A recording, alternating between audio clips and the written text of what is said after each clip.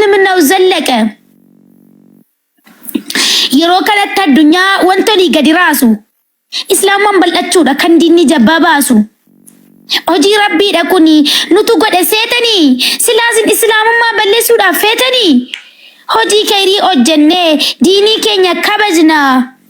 shari'aa baranneetu boru biyya ajajna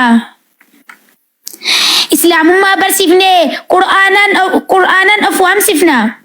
wallala umaan beekne waa'ee rabbii dhaalchifna ittiin boonna yoomiyyuu boonis taatu kaleessa homtuu isan xureessu jajuu taatu maleessa dhaloota of hin beekne dhaloota of dagate shubbisatti qabame eenyummaa ofii gate aadaa fi duudhaan keenya nama gabbaraan jedhu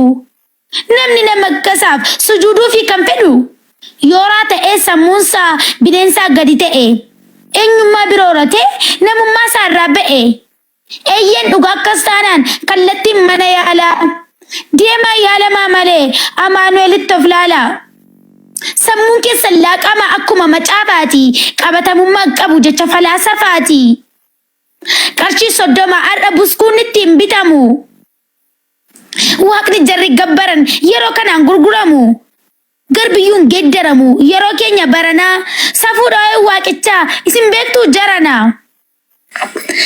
waaqayyo rakkasadha kan abbaan fedhe bitu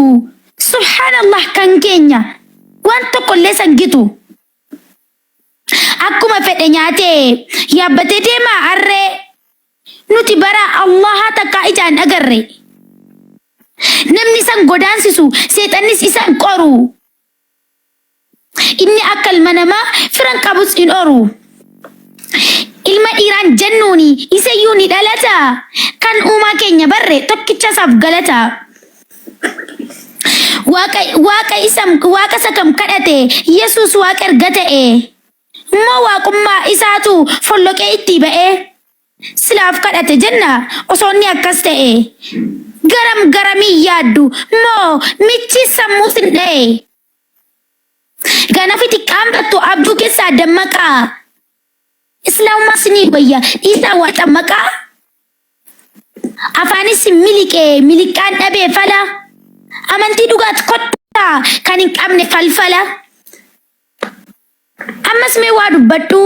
waa'ee warra habaashirraa ilaalcha yahudaatiin kan maraatan lafarraa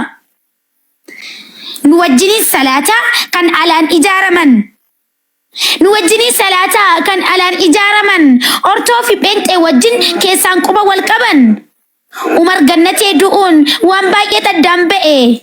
kan sabummaadhaaf jedhee aqiidaan isaa manca'e ammas mee waa dubbadhu hundumaaf akka ifuuf diinqa kotna owwaalaa bor akkan gabbaramuuf jedhee dhaammatee du'e kunis maal akka ta'uuf warri amantii biraa irratti qaddasanii musliimoota wajjiniin reefkasaa geggeessanii kaanis aqiidaan jara akka umar kombolchaadha abulfee dabalatee muhammad adamfaadha amantii hin qabanu hunduu fakkeessituudha warroonni akkasii kun nuun bakka nuun bu'anii amantii islaamaa irraa qooda tokko hin qabanii awwaala namarratti awwaltii hojjechiisu abaaboodhaan marsanii pootoof maxxansiisu aadaa jaahilaa hordofuun shayxaana gammachiisu nu hin bardu'a malee waan feetan nu gootanuu islaamumarraan deebinu fo'aa nutti footanuu sodaachisnu nu biratti iddoo hin qabu bara islaamummaatu bal'ata yoomuu baraan gabara وبالله التوفيق السلام عليكم ورحمة الله وبركاته.